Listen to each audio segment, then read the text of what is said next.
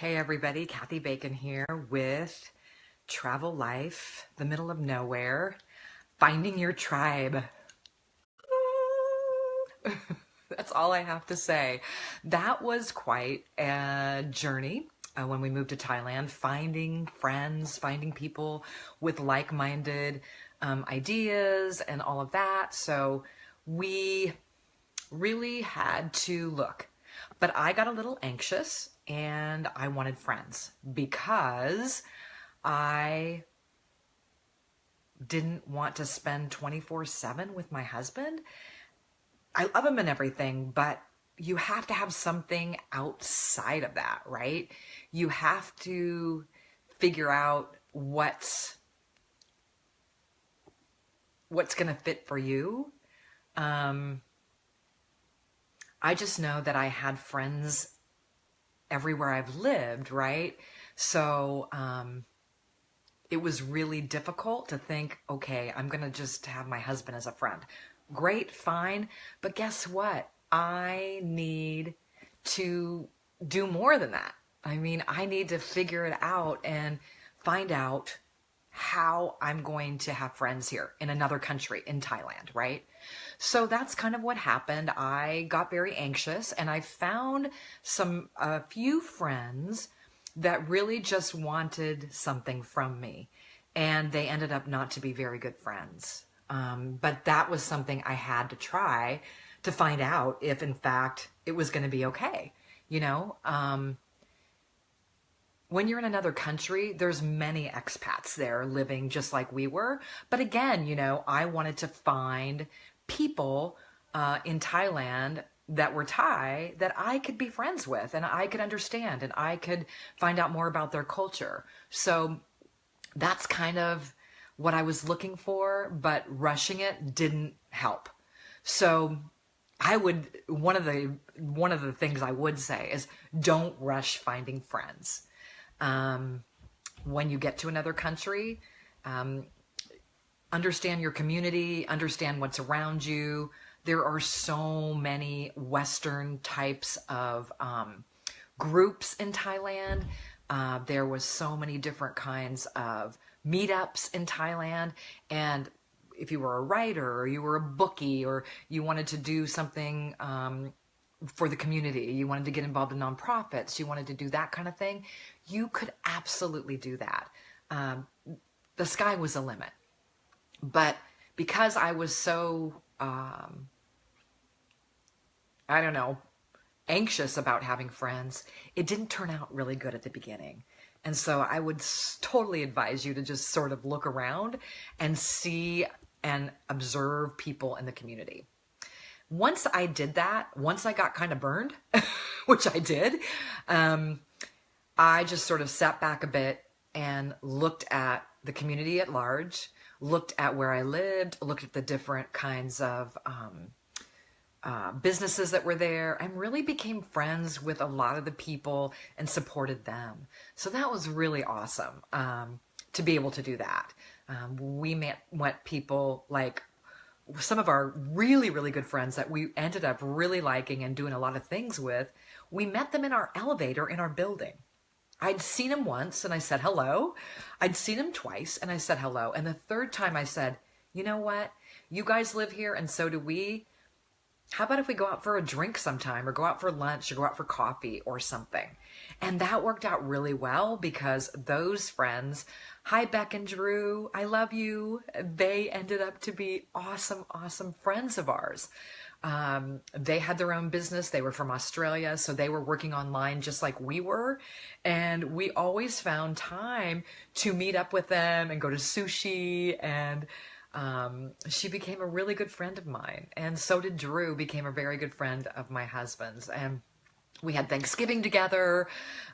We celebrated so many things together. We took our scooters out into the countryside together. We traveled together and it was really great. And then I had friends that were single too, and they were awesome as well. I met people in different businesses along the way. And that was amazing because it was so wonderful to be able to walk into a business and they would say, hi, Kathy. Swadika. And I would say Swadika back, hello in Thai. And, they were so willing to speak English and they were willing to teach me some Thai as well. So that worked out wonderfully.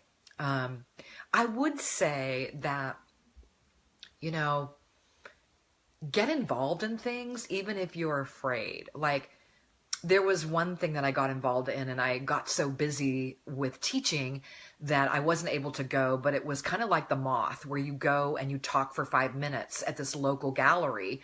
And it was so much fun to get involved in that. And then I couldn't follow through. And I'm mad at myself that I didn't really follow through, because I should have. I should have stuck with it and, got the opportunity to talk. And it was different topics every time, and you had to talk for 5 minutes about that topic. It was great. It was called GAB, G-A-B, and it was a fun little thing to do. I got involved in the theater there and tried out for a couple of parts. Another thing I did is once I got to know people and let them know what I was doing, that I used to do voice work and all of that stuff. Then all of a sudden people were contacting me and saying, Kathy, I know this girl that's doing, she's doing a little film about retirees in Thailand, and you would be perfect for it, right? So I decided, man, I'm going to get involved in that. And sure enough, I did this little film about retirees in Thailand, and I got to travel all over Thailand, and I got paid. So it was really wonderful, and it was a great experience. And I have it posted on my website, which is www.kathybacon.com.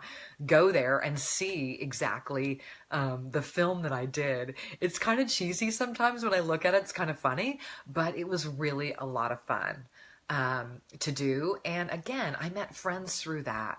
So finding your tribe in another country is tricky, because like we all know, we all have friends from our country. And believe me, it was easy to connect with those friends, which was unbelievable to me. I thought, oh my gosh, how could there be FaceTime in Thailand? I mean, how could there be all these different ways of talking to each other live? And there just was, So that was really very, very cool. That, in fact, I'm going to see who's all on here. Andrea. Hi, Andrea. Because I get so many emails about doing these videos about traveling to another country. And Lorene, hi. And just what I mean, it's very interesting how when you go to another country now, because the world is so much smaller with social media, you can actually FaceTime your friends and not get charged for it. And what was really odd to me is that I absolutely could call home for like 2 baht, 3 baht a minute, which is really like 3 cents, 5 cents. So it worked out wonderfully. But again, finding your tribe is really important, because days in Thailand are absolutely incredible. They're beautiful, and you want to have people to do things with. You want to have people to go out to dinner with. You want to have people to hook up with and have a cocktail, because you can't have cocktails. You want to hang out with people that have coffee. So it's really, really important to take your time and look at people, connect with people, and then have those people connect you with other people, considering what your interests are. So that part was really awesome. I really was able to find the right people to connect with. And it was hard to leave those people, and I'm still connected to them. I'm still part of their tribe in the United States and on Facebook. And I know that I can ask them anything, and they will be right there for me. I also was a co-host for Chiang Mai, Thailand radio. And that was really fun. On Thursday nights, I would go and I would be able to be on the radio and be part of a group. Walter, he was awesome. He hooked me up on Thursday nights, and Peter was the host and I was the co-host. We had so much fun together, and just being part of something always was really important to me. Being a part of the community and figuring out what I could do to give back. And then always in giving back, you meet other people along the way that have the same interest as you, and you can be part of their tribe, you know? So that was wonderful. Being on the radio there allowed me to meet more people. It allowed me to meet friends and continue to be part of finding other friends. So I would just say take your time and don't rush it. Never, ever, ever rush trying to find friends in another country, because you don't know who they are. They don't know who you are. And if you get involved in other groups and other things that are going on, you can have a look. You can step back and have a look at who is there and who has the same interests as you, because it's really important. And take your time getting to know people, because as we know, when we go to other countries and we meet other Westerners, they're there for their own reasons. Some are dropouts from their own country. Some are running from something. Some may not be on the up and up, you know? So really think about that and realize that you're in charge of this. You get to decide who you want to be friends with, and always know that the people in your own country are still going to be your friends. They're still going to be there when you need them. They're still going to connect with you. They're still going to come around and be part of your tribe, and you're going to go back and visit, and you're going to go back to the country that you're living in. But in any country, I think that's what I would do. I would get settled. I'd get my place. I'd look at my surrounding. I'd start visiting different businesses and different places. I'd start connecting with people. And it's okay to say, you know what, I just moved here. I really am looking for like-minded people to do and be and do things that I love to do and do what they love to do. And it's so funny how when you go to another country, people are so much more open, and like they're willing to talk about what they've done here and, oh, go visit this place or go see that place, because you'll be so happy to see the countryside, or it's so cool to go see this one temple that maybe you didn't even hear about. People are really friendly. I never, ever, ever had a problem with people being kind of brusque and rude to me, except when I was really, really, really pushing to find friends. That's when the damage happened, quite frankly, because the people that I pushed to be friends with weren't very nice people, and they were Westerners, mind you. The Thai people were always kind, always friendly, always willing to help. And we found quite a few people in Thailand that spoke English and were willing to be friends and have fun with. The man that did my tattoo, Maud, hi Maud, and his wife, they were wonderful people. And we became friends with them, and unfortunately it was too late because we were leaving Thailand. But you know what's so great is that I always know I'll go back. I won't go back and live for a long period of time, but I'll go back and stay for 3 months or 4 months of the best time of the year in Thailand. And those people are going to be there because I've continued to grow our relationship over social media and, over Facebook, emailing and all of that. So I want to say thank you so much for supporting these videos that I do about living overseas and supporting just everything I do through my website, through my Facebook pages.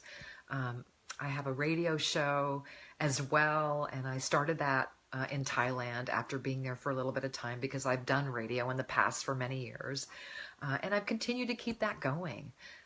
And I absolutely interview people in Thailand that I became friends with. I interview people in Colorado, in Seattle. So it's really kind of cool to be a woman of the world and have friends all over the world.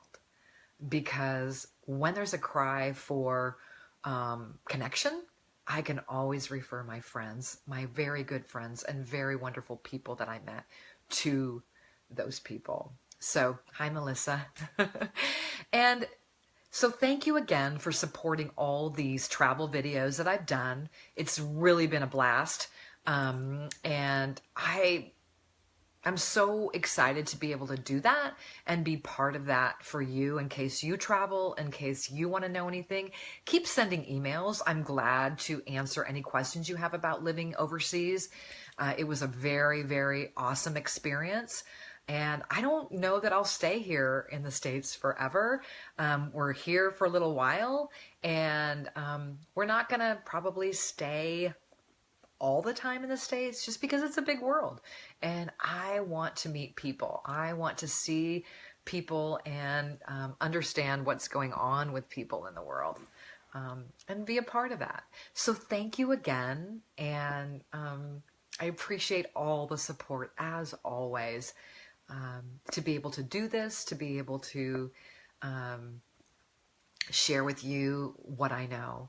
So send me emails. Go ahead and keep sending me. I'll get back to you about different things that I've done moving overseas. I have no problem doing that. What I know, I'm willing to share. That's how it's always going to be. So thank you again for tuning in to the middle of nowhere travel life. This was video number 9, finding your tribe. And it's really important to be able to do that when you are overseas. I promise you, you need to make friends all over the world. Take care.